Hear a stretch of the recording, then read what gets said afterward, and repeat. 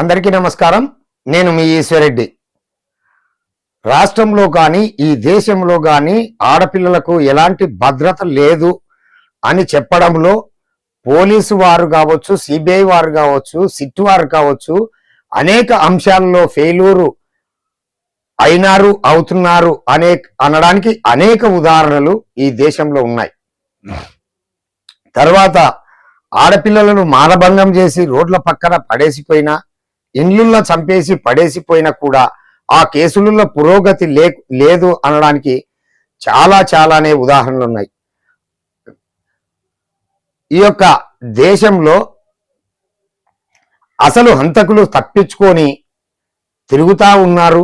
తర్వాత నిజమైన దోషులకు శిక్షలు పడతలేవు. అన్యాయంగా కేసుల్లో ఇరుక్కొని వారు కూడా బలైపోయినటువంటి దాఖలాలు కొల్లలుగా ఉన్నాయి.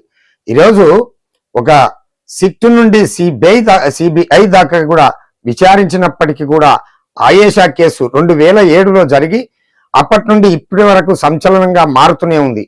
తర్వాత తల్లిదండ్రులు అనేక అనుమానాలను కూడా వ్యక్తం చేశారు. సత్యం బాబు అనేటువంటి వ్యక్తికి శిక్ష పడితే అసలు ముద్దాయి ఆ పిల్లోడు కాదు అని చెప్పేసి కూడా ఈ ఆయేషా మీరా కేసులో ఆ యొక్క తల్లిదండ్రులు ఆరోపించడం జరిగింది. కానీ కేసు లేట్ అయిపోయిందని చెప్పేసి సిబిఐ కోర్టు కూడా చేతులెత్తేసినటువంటి సంఘటన ఈ రోజు ఈ యొక్క కేసులో. అంటే యొక్క చంపబడినటువంటిది ఏమో ఆయేషా చనిపోయింది కదా, హంతకులైతే ఎవరో ఒకరు ఉంటారు కదా. మళ్ళీ ఈ రోజు అత్యంత దారుణంగా ఈ యొక్క కేసు పై పోవడం జరిగింది. ఈ యొక్క ఆయేషా 2019లో సిబిఐ రీపోస్ట్ మార్టం చేసినప్పుడు ఆ ముక్కలను ఇంకా ఈరోజు వారి కుటుంబం ఎవరైతే తల్లిదండ్రులు తెనాలు ఉంటారో వారికి కోర్టు ద్వారా విజయవాడ నుండి అందించడం జరిగింది. అక్కడి నుండి ప్రజా సంఘాలతో ఆ యొక్క ఆయేషా ముక్కలను డాక్టర్ బిఆర్ అంబేద్కర్ గారి విగ్రహం వరకు ర్యాలీగా తీసుకొని తెనాలిలోకి తీసుకుపోవడం జరిగింది. ప్రస్తుతం ఈ యొక్క మా ప్రతినిధి రత్నం గారు అక్కడ సిబిఐ కోర్టు దగ్గర ఉన్నాడు. ఆ యొక్క వివరాలు ఏందనేది ఫోన్లో అందిస్తారు. రత్నం గారు చెప్పండి, ఏం జరుగుతుంది? Thank you Eswar Reddy. ఈ ఆయేషా హత్య కేసు అసలు ఏంటి, దాని వివరాలు, అప్పట్లో ఉన్నటువంటి ఉమ్మడి ఆంధ్రప్రదేశ్గా ఉన్నప్పుడు ఈ ఆయేషా కేసు సెన్సేషనల్గా మారిందనే చెప్పాలి. బీఫార్మసీ స్టూడెంటు ఆయేషా మీరా అవశేషాలను తల్లిదండ్రులకు అప్పగించింది సిబిఐ కోర్టు.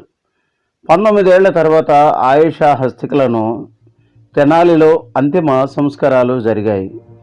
2007 డిసెంబర్ 20న విజయవాడ ఇబ్రహీంపట్నంలో ఉన్న శ్రీ దుర్గా లేడీస్ హాస్టల్లో ఆయేషా మీరా మర్డర్ జరిగింది. హాస్టల్ గదిలో ఆమె రక్తపు మడుగుల్లో విగతజీవిగా కనిపించింది. ఈ ఘటన ఉమ్మడి ఆంధ్రప్రదేశ్ను ఒక కుదిపేసిందనే చెప్పాలి. ఎందుకంటే తొలుత సత్యంబాబు అనే ఒక వ్యక్తిని నిందితుడిగా పేర్కొంటూ పోలీసులు అరెస్టు చేయగా ఆ తర్వాత అతడు నిర్దోషిగా కోర్టు తేల్చింది. అసలు సత్యంబాబు ఎందుకు దోషిగా నిర్ధారించారు అనేది ఇప్పటికీ అర్థం కాదు. రిలీజ్ అయిన తర్వాత ఆ కేసును సిబిఐకి మళ్ళా 7 ఏళ్ల తర్వాత విచారణకు ఆదేశించింది. సరైన ఆధారాలు లభించకపోవడంతో ఈ కేసును క్లోజ్ చేస్తూ కోర్టుకు నివేదిక సమర్పించింది సిబిఐ కేసును ముగించడంతో ఆయేషా తల్లిదండ్రులు ఆశలు అడియాసలయ్యాయనే చెప్పాలి ఈశ్వరెడ్డి. ఈ కేసులో నిందితులు ఎవరనేది ఇప్పటికీ ఒక మిస్టరీగానే మిగిలిపోయింది. అంటే అప్పుడు కాంగ్రెస్ పార్టీ మాజీ మంత్రి కోనేరు రంగారావు మనవడైనటువంటి సతీష్పై అనుమానాలు ఉన్నా కానీ అప్పుడు ఉన్నటువంటి వైఎస్ రాజశేఖర్ రెడ్డి కాంగ్రెస్ పార్టీ ముఖ్యమంత్రిగా ఉన్నప్పుడు అప్పుడు జరిగినటువంటి ఈ సంఘటన రాష్ట్ర వ్యాప్తంగా అప్పుడు ఉమ్మడి ఆంధ్రప్రదేశ్గా ఉన్నప్పుడు ఈ కేసు అనేకమైనటువంటి సంచలనాలను సృష్టించింది. ఈ కేసుపై ప్రజల్లో ఎన్నో అనుమానాలు వ్యక్తమవుతూ ఉన్నాయి. దీనికి సంబంధించి ఒక 10 క్వశ్చన్లు ఇప్పుడు మీకు చూపిస్తాను.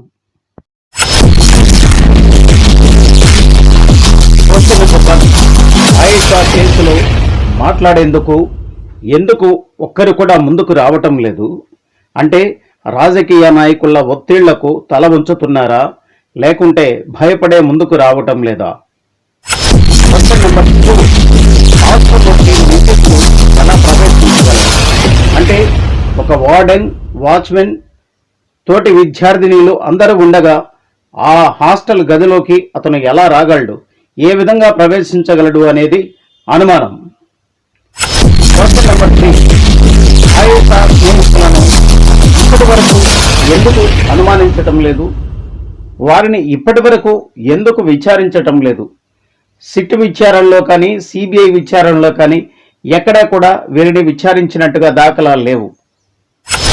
క్వశ్చన్ నెంబర్ 3, ఈ కేసులో కాంగ్రెస్ పార్టీ మాజీ మంత్రి కోనేరు రంగారావు మనవడు సతీష్ పై అప్పట్లో అనుమానాలు రాష్ట్ర వ్యాప్తంగా దుమారాన్ని రేపాయి. మరి ఈ కోవలో ఈ కేసును ఎందుకు ప్రయత్నించలేదనేది క్వశ్చన్.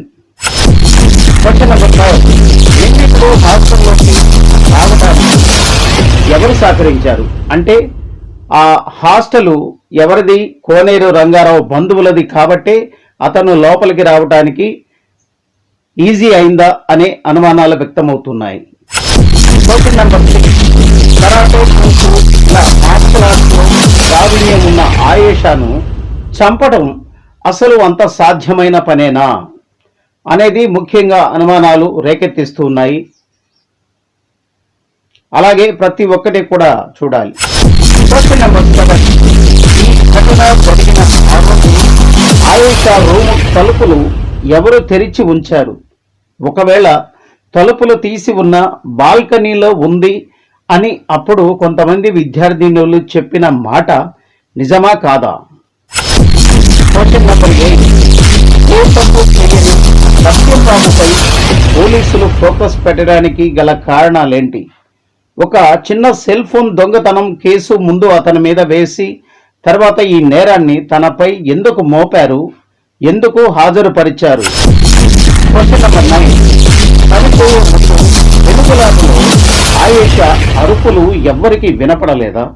ఇదే పెద్ద అనుమానానికి దారి తీస్తుంది. అప్పుడు రాష్ట్ర వ్యాప్తంగా ఉన్న టాపిక్ కేవలం ఇదే, ఆ అరుపులు కేకలు ఎవరికి వినపడలేదా?